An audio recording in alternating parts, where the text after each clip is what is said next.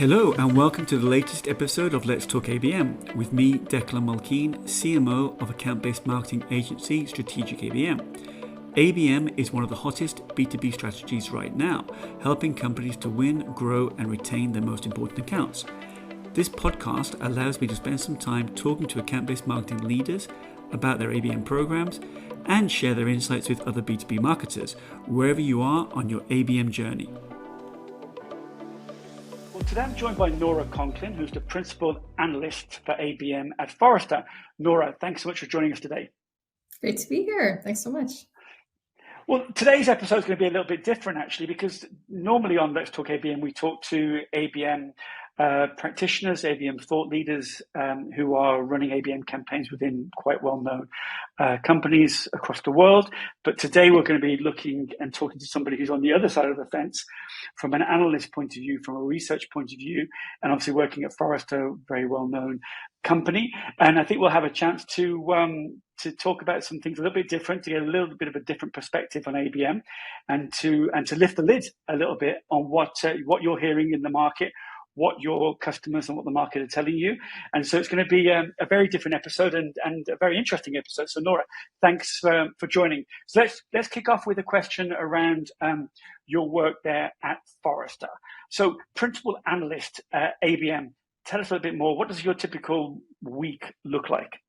Yeah, as a principal analyst, my role is sort of comprised of two main responsibilities. So one being on the research side, conducting surveys or helping to shape our surveys, talking, as you mentioned already, to clients, practitioners to get a sense of where the market is now, as well as looking ahead to what's around the corner, how things are developing, what our clients need to be prepared for.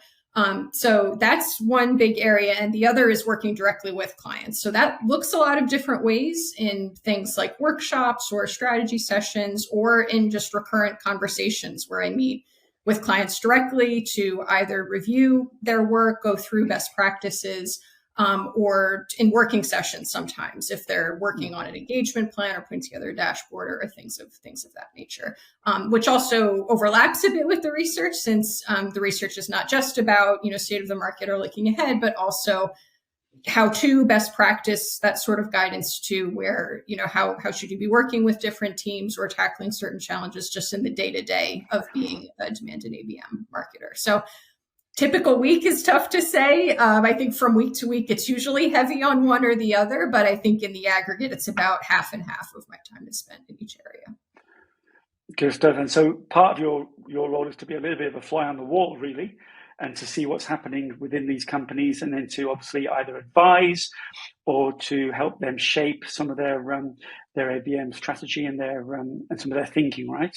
Absolutely. And our clients really run the gamut. We have, especially with myself focusing on ABM, I'm talking to clients of all shapes and sizes, some that are very large and complex and mature in their ABM efforts, thinking about really that leading edge. How do we evolve, or are we optimized in the way we need to be? Others that are either just starting out, where really a concerted ABM effort is new to them, or they're trying to evolve, if they had fits and starts or changes in the organization with their teams or strategies. So it does run the gamut, really, of what we're looking at and who we're speaking with, also and working with directly as clients.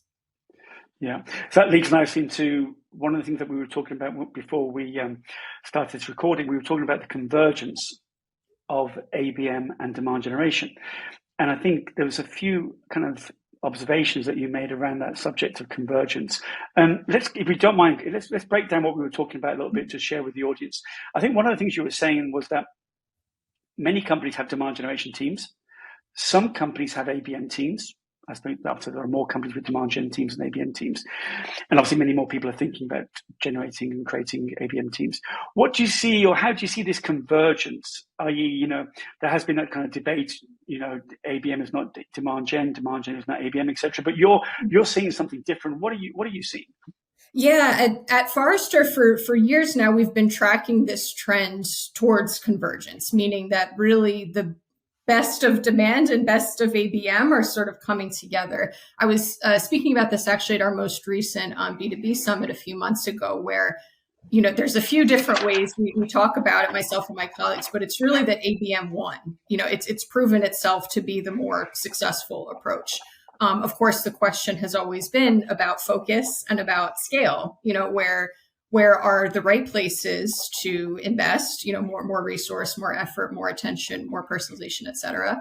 But also, how can we do this to the greatest extent possible? And there's, I think, traditionally been a bit of a hard wall, if you will, that there were kind of confines on how personally you could get, how much you could scale, how much focus was really feasible with different organizations. And in recent years, just with the scale of technology, the level of data and insights that are being brought to market, and what we see also becoming really entrenched, they're not leading edge, they're really established in all manner of different B2B organizations. That those are really changing the conversation about how much scale can be achieved. But also the focus question is just as important.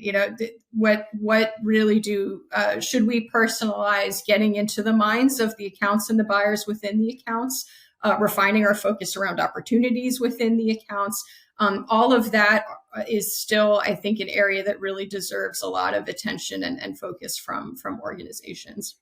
And it's interesting because prior to joining Forrester as an analyst, I was a client of Forrester's, but I always was responsible for both demand and ABM, even though I worked in a few different organizations with different target audiences. Some were much more focused, where there really were just a few accounts that the bulk of our revenue came from, and we were really focused not only on new business, but on retention, post-sale, et cetera.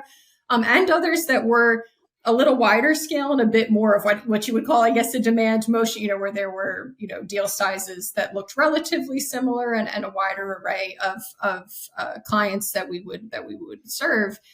But ultimately, the same principles apply. It's really, and that's something I try to emphasize with clients as well. I see a lot of folks that are focused on, especially as I talk about starting out or evolving, is this a one-to-one or a one-to-few or a one-to-many effort, where really the question is not the number as, what's a few and what's many. Obviously, that's relative depending on the different organizations and who you're serving. Really, the question is how proactive and how personal are we going to get to speaking to this particular account and these particular buyers? So there's that answer is different for every organization, who you're working with, how unique and different your micro segments are. That's really where the work comes in to tailor ABM efforts to the best effect for organizations. And that's what really guides, especially as you talk about, do we have a separate team? Do we have a demand team? Do we have an ABM team? Do we have different, roles focused in different areas? There isn't one ideal state. Just there's not one perfect form of ABM that everyone should be doing. And there's not one ideal org structure, even though I know it would be great to have that, right? A lot of people just want to say, okay, tell me how to do it, and I'll fill it, I'll follow the steps or fill in the blanks. But it really depends how you're structured. For example, I've spoken with some practitioners that go to market completely differently in certain regions or countries. Their buyers are totally different. Their brand perception is totally different. The portfolio is different in terms of what they sell. So in that sort of a mode, it makes sense to carve out that focus.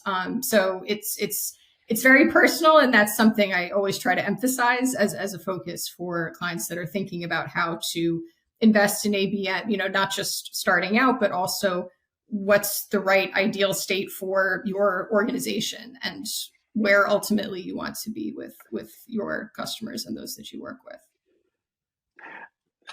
Fascinating. There's one thing you said at the very beginning of that piece. You said ABM has won. Yeah. Which almost like you're saying kind of ABM has won the argument. Is that almost what you're saying? Is that almost what you're saying? Yeah, our argument, I don't know, arm wrestling. Like I said, there's a number of different ways that we've talked about it. One of my colleagues, the way he would put it is that ABM ate demand. It sort of took over. I talk about it sometimes as the way it always registers in my mind is that it's kind of polluted the water. It's everywhere now, and so it's taken on, I think, much more of the capabilities that traditionally fell within a demand, thinking about self-guided touch points, thinking about digital elements, content targeting, all of that really has now been impacted by ABM, whether or not folks are actively investing in ABM or not, through the technologies and all the best practices. I think ABM, the approach of ABM has infiltrated demand at large, is sort of the way that I would describe it.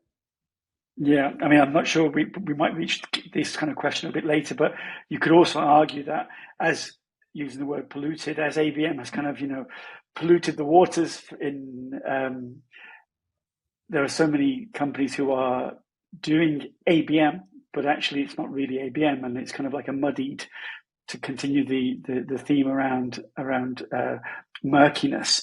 Yeah. It's kind of murky waters of, is it demand, is it industry marketing, is it target account marketing, is it industry marketing? It's a bit of a muddle out there at the moment. But just one very, very briefly, you mentioned before, Nora, that you were looking after demand gen and ABM in previous companies before you joined Forrester. And so you had your hands dirty, so to speak, doing both. If you had to kind of objectively look at each as a kind of unique case, what would you say? If somebody said to you, "Hey, what do I do?" What would you say the pros and cons? Very, very briefly, what would you say the pros and cons of demand gen versus ABM? Yeah, I think it's, again, going back to what really makes sense from the business strategy. When you look at your growth plan, your revenue targets, does that come from just a few? Are there some that really stand out, have an outsized impact on achieving that goal, or where you're going to be in 3 years versus a wider set of audiences? I really think the why is kind of behind what organizations should invest in. But in terms of pros and cons of how to go about each, I think that the real kind of crux of where ABM is, has won, is more successful, is in thinking, I have a former colleague who always used to say, if I could rename ABM, I would call it insights-driven marketing, really looking at the account, the buyers within the account, the nature of the opportunities within the account as the North Star for what you invest in, from a marketing perspective, from a sales perspective. You're thinking about the entire revenue engine oriented around, what do these accounts need? What do these buyers within these accounts need? Where I think the demand approach is typically, or traditionally, right, who's buying now, that you're juggling and you're trying really to capture active demand. And that is a balancing act. I think when we talk about convergence or ABM taking everything over, it's kind of butting up against that question. Yes, there are some that are actively shopping or in market now, but are we better served to put investments over the longer term into those who are a strong fit but might not be actively shopping now? And conversely, just because there are really what we could foresee as very strong customers that would retain, with expansion potential, we have reason to believe they'd be advocates for us, looking at all of those kind of post-sale and the importance of lifetime value of customers and prospects that you're focused on. The flip side of the coin, of course, is, well, what if those are all long-term, right? That we could be talking, a year plus out for a deal to actually hit, or for them to be ready to speak to a seller and proceed, with a contract or whatever it might be. So the flip side of the coin is, well, what about people who are shopping now that may not be the cream of the crop, but they're acceptable, right? They're somewhat of a good fit. So that's really where, and our most, advanced clients are really thinking on those terms, kind of dialing up, their measures of fit strength, for a particular offering or across their portfolios, versus, what are the indicators that we see that they're conducting research in this area, they're checking things out, or they're actually in market looking for a solution, or they're working with a competitor now, but that contract's coming up, whatever the kind of indicators of a purchase cycle might be, and evaluating their investments accordingly, right? How much do we put on those that might be a little farther down, but are, we see that they're buying now, and we want to play in that space, versus how much do we invest in those that may show less intent at this moment, but could pay off in years to come. Yeah, no, I think some good points there. One thing you were saying there about demand generation or capturing demand, I always find it interesting that kind of, the term demand generation is a little bit of an oxymoron. So, and there's a whole debate going on, which, you may have seen on LinkedIn, people talking about, well, you can't create, you can't generate demand. It's either there or it's not there. And it's an interesting debate, and I think you were talking there about capturing that demand that exists out there, and so maybe demand capture is perhaps a better term than demand generation, right? Right, and the way I like to talk about it is demand capture versus seeding demand, which is generating demand. It's more about positioning or telling the story. For those who are familiar with Forrester's buying journey research, it starts with challenging the status quo. Right, there's a problem, or there's an opportunity, or there's a different way to do things. So there's certainly room to play in telling that story, particularly from that account-based approach, where it's not necessarily based on where they are in a deal cycle. It's based on who they are, their needs, the potential ahead of that. So it's kind of investments and all the efforts to personalize and everything's sort of dialed in more on that scale. Yeah. Yeah, one thing, Nora, I saw about that, which I thought was fascinating, was when somebody was talking about why you cannot generate demand. They talked about the fact that what you actually need to happen is something internal needs to happen within the company or within the person or the group, the buying group.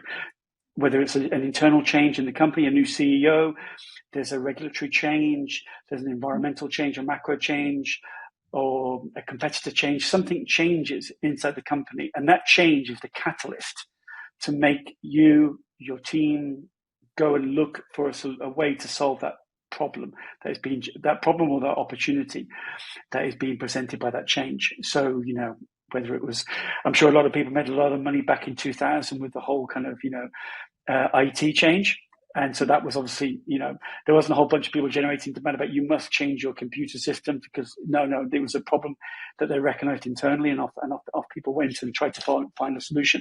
So let's talk about another thing you said to me, which I thought was fascinating. Because generally, when we talk about ABM, we kind of say that ABM isn't ABM without sales.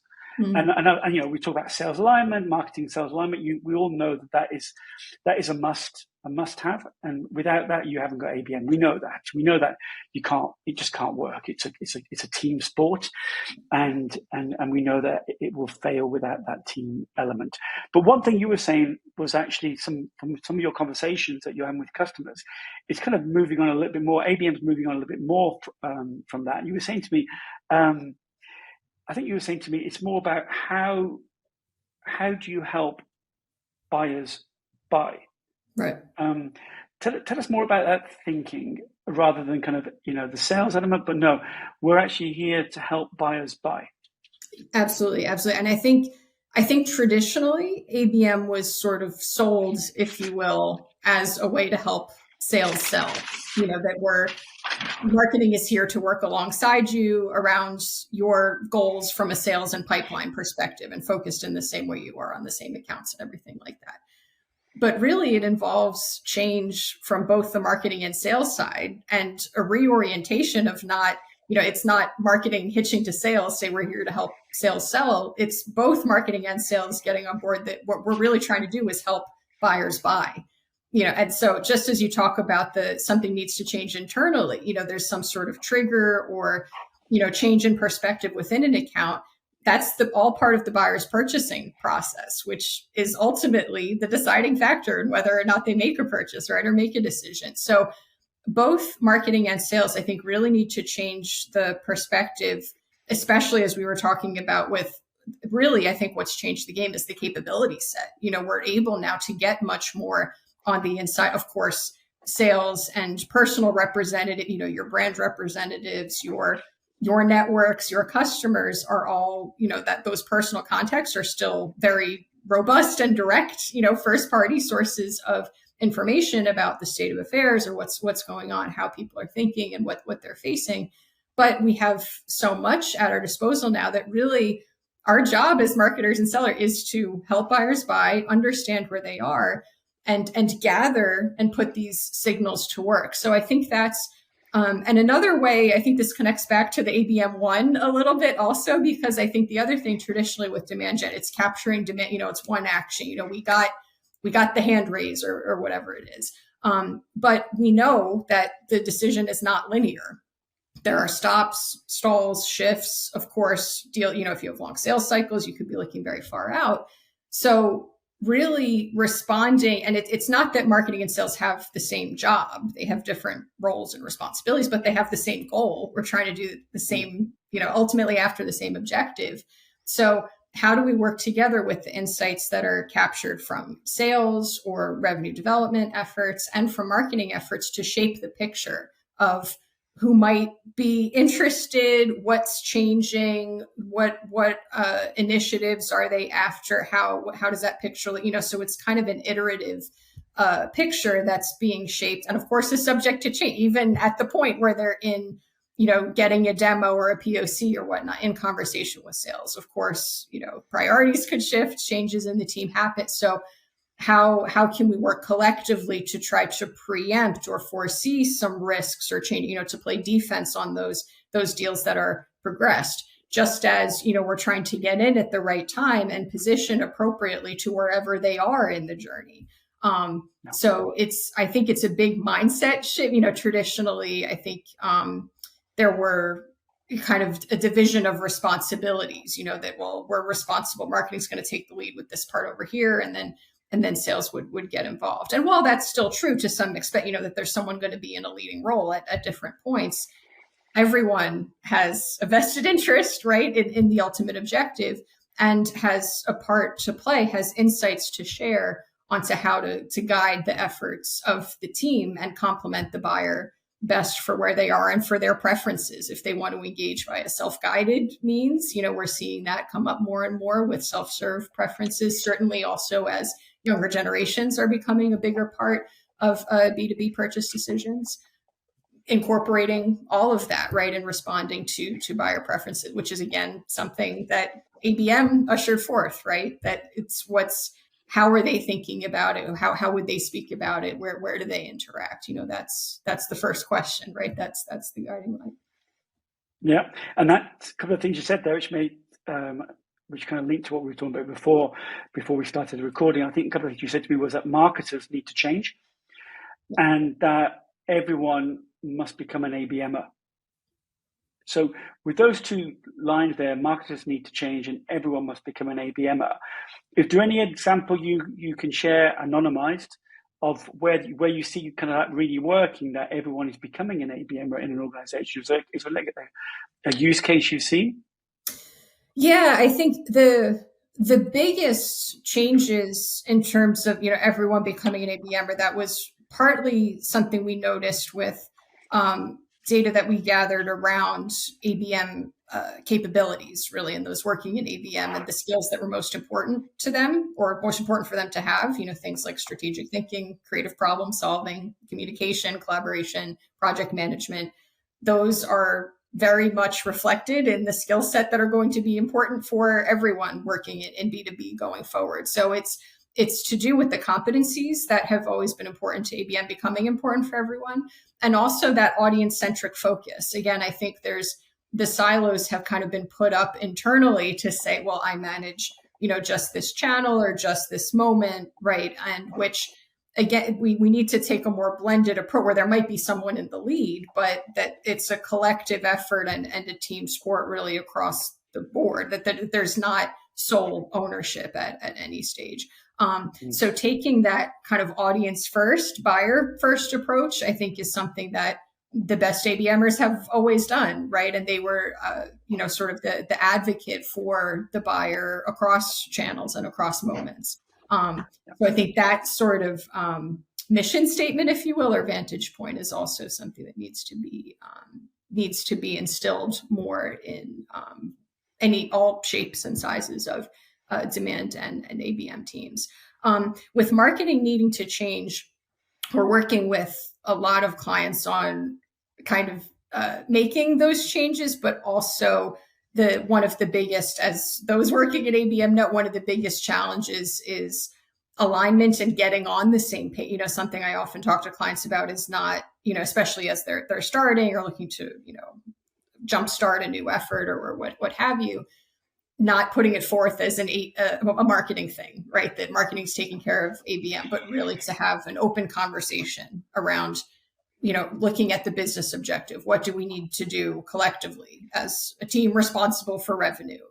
What are the skills and competencies we have on our team? What audiences should we be focused on? That all of that isn't decided off in a corner and then circulated to say, oh, okay, we're doing ABM. Here's what it looks like. Here's what we need.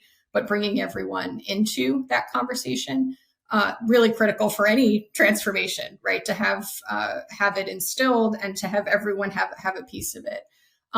So I think the same thing is true from, marketing needing to change. It's not just about leads or about these sets of channels that we've always run. We're going to be guided by the audience. Maybe that involves different channels or touch points that we haven't traditionally invested in based on where we see them going for information or their preferences.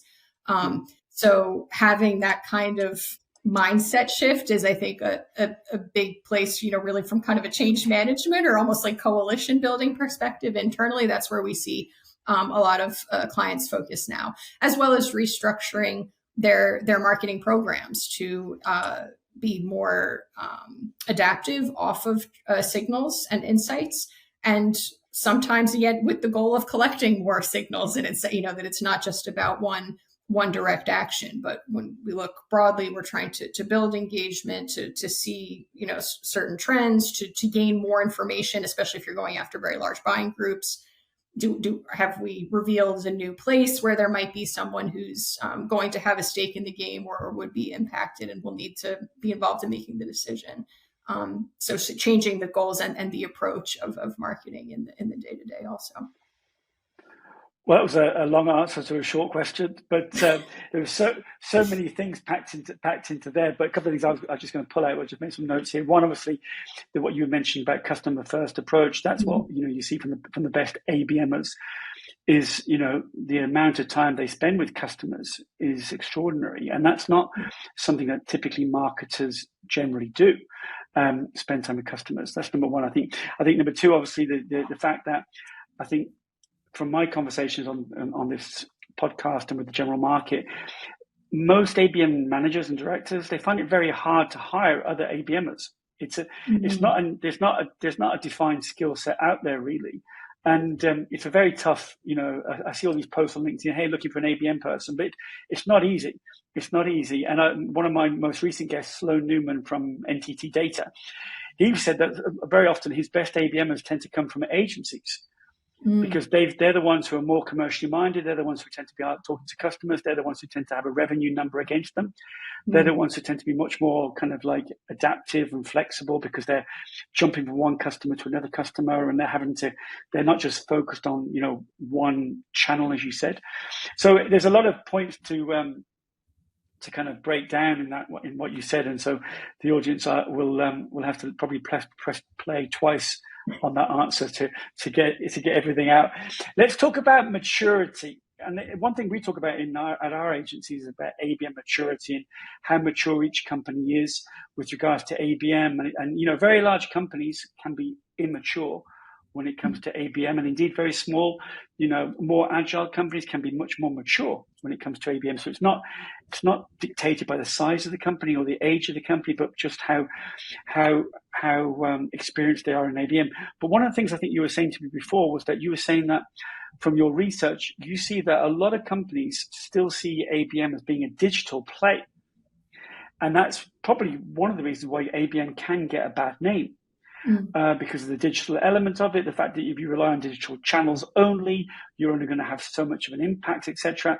But why is that? What's happening that people see it, or a lot of people, as you said, see it as a digital play? Yeah, I think it's very simple. We still see this. I still see clients and practitioners that say they're doing ABM, and what they mean is they're running programmatic ads to a target account list. And I think it's pretty simple. It's just that it's easy to do, right? If you buy a tool and you start using it, we're doing ABM, it's almost like a plug and play. So everything that we were just speaking about, and even to your point about the roles and responsibility, where where ABMers can come from. I guess I've seen that as well, in my practitioner experience and with clients that, I've seen those with a sales background come in and be really strong performers, or from an ops background. And that's why it's really much more about the competency, who has that kind of level of thinking and skill set, regardless of, where in the org that they would sit, or necessarily kind of what functional area they come from. But all of those things are hard to think about and take time, right? To really evaluate the competencies of your team, or what's needed, right? If there's further training or hiring that needs to be done, just at, bringing everyone in. And I faced this as a practitioner too. I remember kind of, meeting with different sales teams and hearing a bunch of different things. So you have to kind of come in and say, well, here's what I'm hearing. If we look at the data, there is a difference really between, we see a quantitative difference in revenue potential from these audiences. So perhaps we should, or the feasibility, we see a large revenue potential, but we're really not equipped to capture it at the, to capitalize or really be able to help them realize value. And so being able to navigate those conversations obviously relates to the skills and competencies, but also takes time and takes difficult conversations or confusing conversations at times. So I think, why some are still investing in digital and calling it a day is because those things are hard. However, I will say, I wouldn't say that it's being seen that way. I'm talking to a lot of clients who are like, well, this is what we're doing, but we know that's not really how it should be, or we know that there's more that we can do.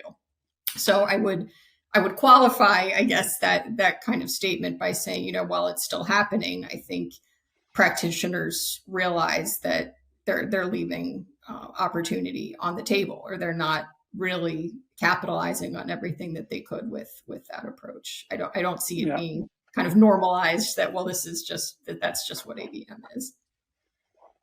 Well, isn't that the definition of madness? Doing something that is not going to work and then continue to do it. Right, expecting different results. Right, exactly. Yeah. So yeah, I know. I mean, it's frustrating because when we talk to potential customers and we ask them about their ABM efforts, and very often, I mean, I think you've heard the same, that they might say, well, we do targeted LinkedIn, or we do LinkedIn lists, or we do coffee vouchers, or direct mail.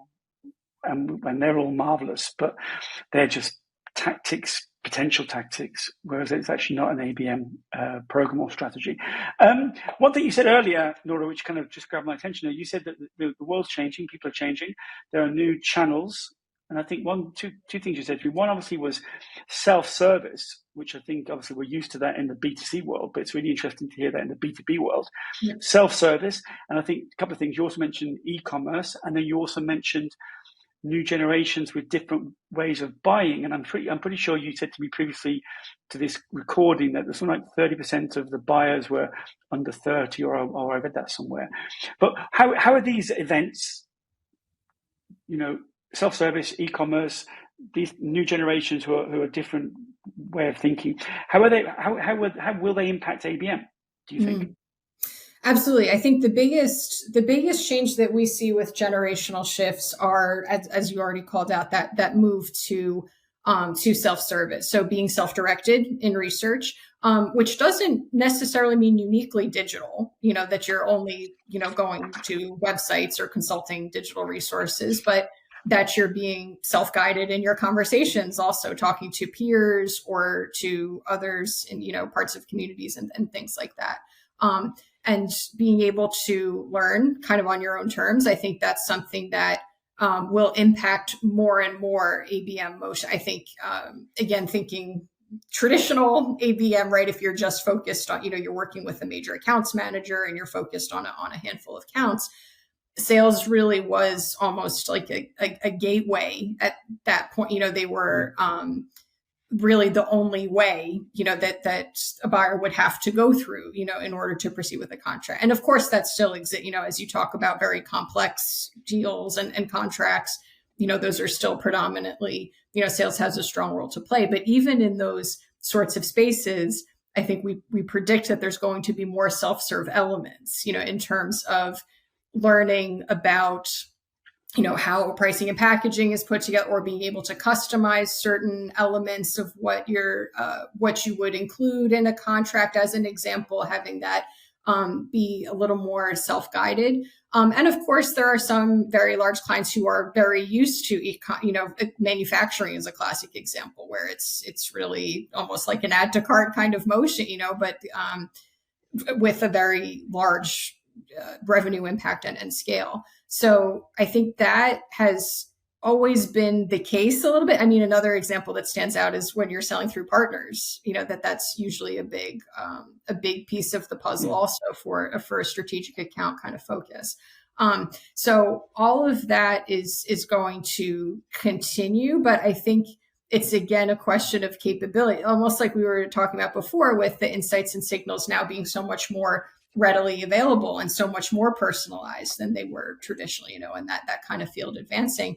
I think now the same thing, that the self-serve, the ways of interacting directly are broadening so much that it's now changing it, so it's sort of the changing capabilities that's changing what's possible and expected of us as marketers and sellers working with business buyers. And the point around the younger generations who are kind of under 30s that are making a sizable percentage of the buying group or the filter group, what's your data showing there? Yeah, what's something that actually stood out from it's not our most recent data, but a couple of years ago, we found actually that younger generations, which means when we talk about younger generations, we're looking at millennial buyers, which I think the oldest millennials are like mid 40s now, but they're largely identifying themselves as early deciders, which means when the time comes for them to make a purchase, they already know what they're going to buy. So that sort of ties into, our earlier conversations about seeding versus capturing demand, right? That it's not just about leading someone on a path, which would, I guess be in support of the you can't generate demand necessarily kind of point. But if there are buyers now that we're seeing are always learning, always interacting, that there's more of a role to play in that part, especially with the self-guided and digital touch points. So we're seeing those preferences shift, and they're happening admittedly different ways in different industries. But that's where we see that kind of headed. Well, thanks, Nora, for that point around the millennials. I was just thinking that, unfortunately, I can't include myself in that group anymore. So clearly the way that I think and buy is clearly different to that. But I would say that I do make my mind up very quickly, and then with my own research, and then I do then contact the companies afterwards rather than let sales get involved. I try to avoid sales like the plague, and I try to make my own mind up, basically. Let's talk about making your own mind up, actually, with intent. One thing you said to me, because obviously you mentioned several times actually through this interview about intent, but one thing that you said to me about intent, which I thought was really interesting, you said that things are moving on a little bit with regards to intent, and very often it's not a question just of intent, but it's a question also of fit and good fit. And these signals are really important. So it's not just, and it goes beyond whether it's ICP or not ICP. Can you briefly share what you mean by it goes beyond ICP? Yeah, I think a key piece to recognize is that, with whatever, an ideal customer profile or a set of strategic accounts, there's really a gradient or a scale. If you think about ideal or acceptable, right, those are fuzzy lines between the, and like we were saying before too, and where I see some of the most advanced clients and practitioners kind of operating is setting up a framework that kind of allows them to ratchet up or down depending, so to adapt to kind of a fluid environment where, you're going to either invest more or take a different approach with a higher fit versus higher engagement, and sort of moving, because again, it's not a fixed universe really, especially as we talk about complex organizations with a wide array of offerings, which some might be more complex, strategic, large deal size, some might be more, smaller deal size, e-com kind of motion.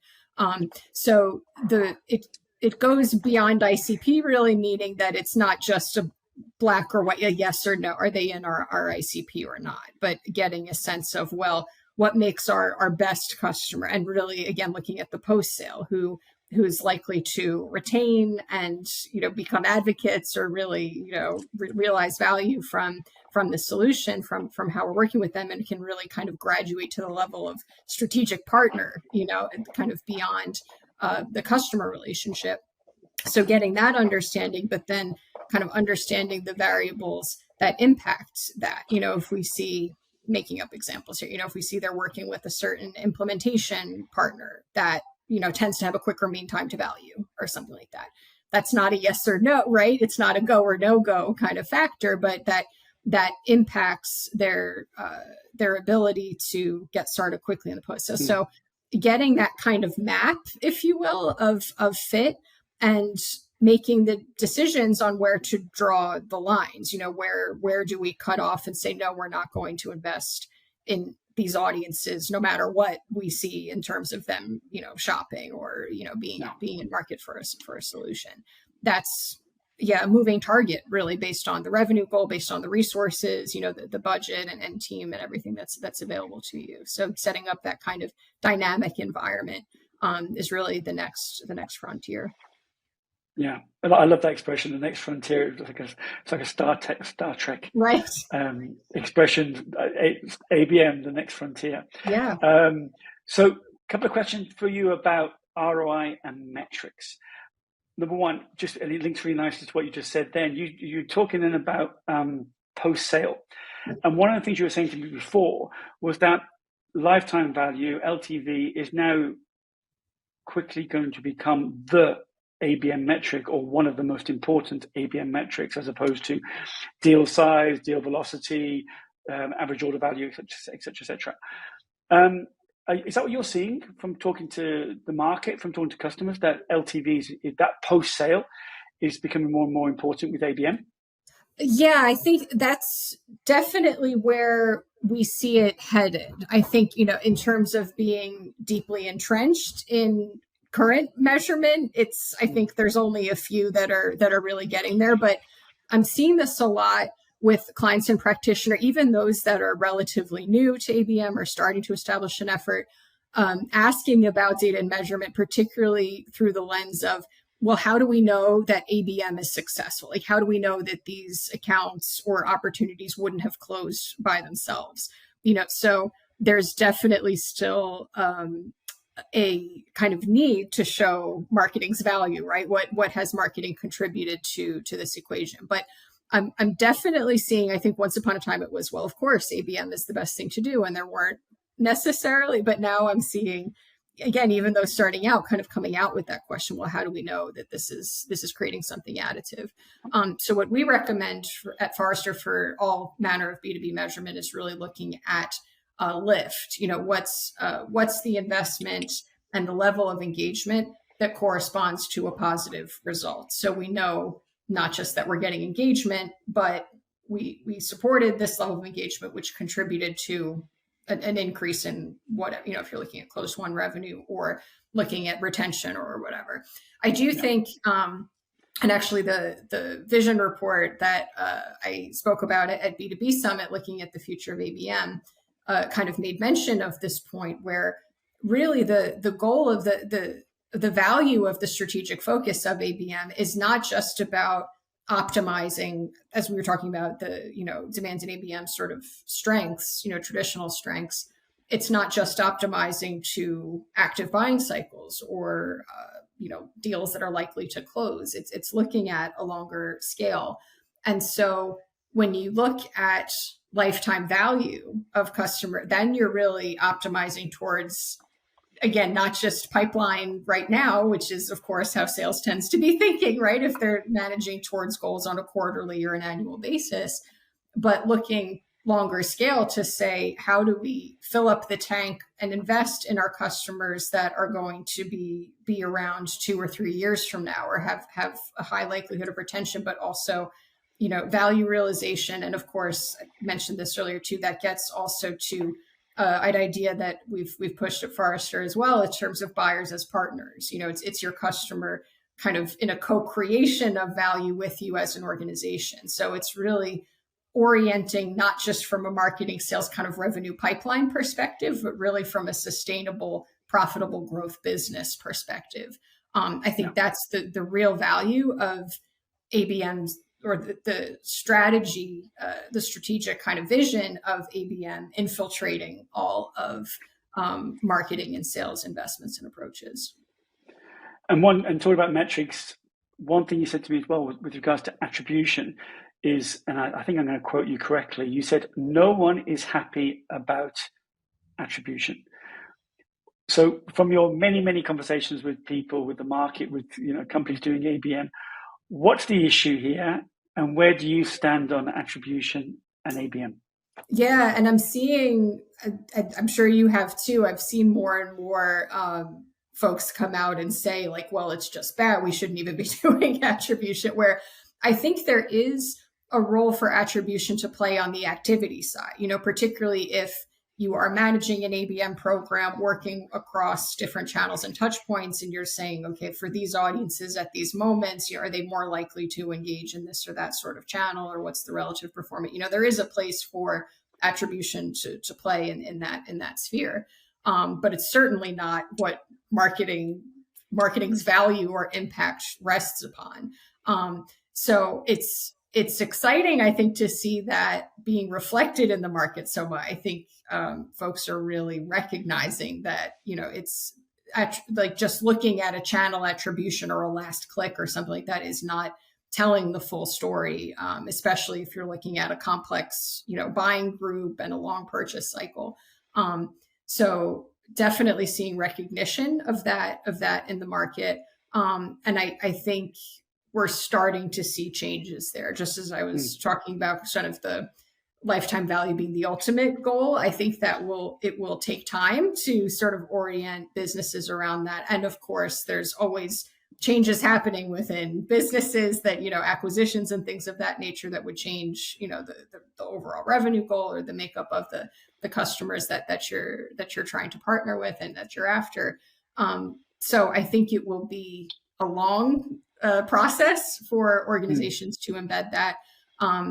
And I think there's a lot of recognition also from the vendors and technology providers that, we need to level up on the measurement side. So it's a space, I think, where there's a lot of potential for change in the future. And it's good to see that I think people are interested in it, not necessarily just holding on to traditional measures. Yeah, I mean, one of the things I kind of hear from talking to guests is that very often it's the anecdotal evidence which is more powerful than the numerical evidence. And that the stories that they hear and share with their sales leadership or indeed with the C-suite about, what happened and what the client or potential client or future client said, those anecdotes are very often, those stories are much more powerful because, a CEO, these are not stupid people. These are very bright people, and they can understand the relationship between the events and the investment and an account-based approach, and indeed then what a customer will say when they're having a lunch or a dinner or you meet them at an event or whatever, and they can talk about that. So I'm hearing a lot more that people are leading definitely at the very beginning with those kind of anecdotal stories, and then maybe then they can have the more evidential numerical stuff to back it up down the road. And as you said, the LTV is clearly something that every customer would want to show. And I can't remember, I was talking to one of my guests and they were telling me that one of their oldest customer is 100 years that they've been with them. So you can imagine the LTV on a customer that's been with you for 100 years. So we would all like to have customers that long. 2 or 3 questions to wrap up with. One thing that's a passion of ours at the agency, we talk an awful lot about, is personalization. But one thing that I liked when we were speaking previously to recording this was you were talking about the importance of meaningful personalization. What do you, because everybody can use some technology and say, hi Nora, how's it going at Forrester? Anybody can do that. My 5-year-old downstairs can probably do that. But what do you mean? What do you think meaningful personalization looks like? What are your customers telling you? Yeah, it's interesting, that example that you give, because I was struck actually hearing from a peer group of ABM practitioners that was, for a lot of folks, that's what personalization means. It's just saying, "Hi Nora, how are things at Forrester?" Like that kind of simple, direct, like plug in, plug and play. Where really, if you think about customizing a message in terms of, what I mean, it really runs the gamut, from industry or imagery rather, to language that they're, if they're internal projects or initiatives that you're reflecting, the formats that they prefer to consume, if you're customizing the delivery, and the timing based on signals that you see. All of that really falls under personalization. Where the question of meaningful personalization comes in, I think, is that there can be, first of all, like diminishing returns on, if there are certain things that you're kind of spending a lot of time and effort to personalizing that don't really move the needle. So which is why there always needs to be a testing practice in every, program and channel and touch point to complement ABM. And it's something I often emphasize with clients too, that it's not that you have the engagement plan fully baked out at the start. Here's what we're going to run, for the next 3 months or whatever it is, but that you have hypotheses that you're testing and constantly reacting to changes in what you see. So part of that could be that there's, I've also seen it work, as we talked about my practitioner experience in demand and ABM. I've seen it also be kind of mutually beneficial, where there could be, if you're being hyper focused on a handful of accounts or a segment of accounts, and then seeing strong performers, that, okay, well, could we test this to a wider segment? Does this have resonance across, to a broader industry? That again, there's kind of an ebb and flow between scale and personalization that is always changing. First of all, as we talked about, the advent or the growing presence of self-serve, channels and delivery are always subject to change, and messages also, if people get exposed to a lot of things, they get tired of it, right? So it's constantly, it's a moving target and a moving picture. But finding, the balance between personalization and scale is, I think, what reveals what's really meaningful to our audiences, what moves the needle in terms of how they interact.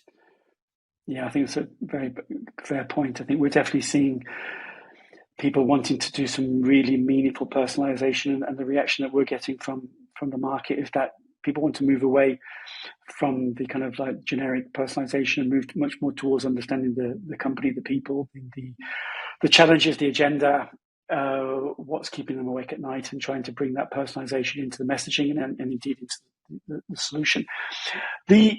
Obviously, Forrester is very well known for many of the surveys that you produce and release every year. The State of ABM 2024, I think, is one that you've been working on most recently. When's that due out? Hopefully, it hasn't come out yet. When's it due out? And yes, it will. Yeah, no, happy to put a little plug. So yeah, we conduct a survey biennially, so every 2 years. Our last was done in 2022. We just got results back a week or two ago, so we're working on collating the results. It'll be a mix of compare and contrast, how have things evolved over the past couple of years, but also a snapshot of the challenges and approaches and opportunities that are standing out now, in terms of performance as well. We ask questions about the portfolio mix of organizations, of whether or not they hit their growth target. Are there trends that stood out from those who did? Those are all sort of learnings that we're looking to kind of pull forward as well from the survey results. So it will definitely be released by the end of the year. I'm assuming, my best guess right now is probably November timeframe. But yes, definitely keep an eye out for the findings there. Okay, well, I'm sure you'll be doing big publicity on it, and I'm sure we'll join in and share that as well. Normally at this point now, I ask some rapid fire questions. Now, you can choose which hat you want to wear, whether you want to wear your Forrester hat, your analyst hat, or whether you want to wear your practitioner hat when you were doing ABM. But just some very rapid fire questions for you, Nora, just to finish off. Number one, what's been your greatest ABM learning? I think what strikes me from the practitioner perspective, although I also see this as an analyst, is the relentlessness. I think the amount of time that it takes, and that you've never reached the summit. It's a never ending play to adapt, react, preempt. I think that was something that really struck me when I was starting to really sink my teeth into ABM as a practitioner, and that I still see in practice with clients. Relentless is a very good way of describing it. What would you believe to be the hardest part from your experience of ABM? I think what we were speaking about before in terms of the kind of coalition building and understanding and level setting, building understanding and communication and buy-in with different teams. That is also relentless. It's not just that we had that conversation. We're moving on now. I think that's what I would say in response to the hardest part. Yeah, I think you turn your back and you think it's all done, and you find out that people are talking about ABM in a very different way to what you said, and you've got to go back and do it again. What would you say, linked to that potentially, is what do you think is the greatest misconception about ABM? I think I still see a bit, and we talked before about the kind of digital nature. I think I still see that it's a marketing initiative and a marketing play, and that it's owned by marketing. Really, that it's a business, and it's a business strategy. It's a strategic objective, and it involves the entire revenue engine, from sales and marketing to customer success to revenue development. I think that's the biggest misconception. Yeah. Now we're recording this, Nora, on a Thursday evening, my time, morning your time, or late morning your time. But imagine it's Friday, which is tomorrow, and you get you've had a hard week, and you're about to shut your laptop down and have a glass of something, or a Coke, or whatever your favorite tipple is, and one of your old friends calls you and says, "Nora, you've got to help me. I've been asked to present an ABM strategy to my CEO on Monday morning. Tell me, what must I include?" And you say, "Look, I'll tell you one thing, because I'm just about to kick back and relax for the weekend." What's that one thing you would tell them to include in that presentation? I think, and I spend a lot of time with clients on this as well. We spoke about it a lot in the beginning, but the business objective. What is ABM going to do for us? And usually there are many possible answers. But I still see clients say, "Well, we need to do ABM because it's the thing to do." And it's like, okay, well, why? Like which accounts, which customer, what's the business result going to be? Especially for an executive level audience, hooking into the executive view of growth for the organization, and rooting the approach in that is critical. I think it's a great answer. And I think just trying to align it with what on earth does a business need to achieve, and then how is ABM going to help the business to achieve that. I think if you can align on those two, then you'll get a lot more people supporting you and cheering you on, as opposed to perhaps throwing cabbages or tomatoes from the sidelines, or whatever people throw. But Nora, you've been incredibly generous with your time today. Thank you so much for sharing so many insights from your own work, from the work you do at Forrester. And obviously we look forward to Forrester's State of ABM when it comes out later this year. So thank you once again. Yeah, thanks so much. We appreciate talking to you today. If you enjoyed this episode of Let's Talk ABM, be sure to subscribe so you're notified when a new episode is posted. Feel free to rate and review this podcast. Thanks so much for listening.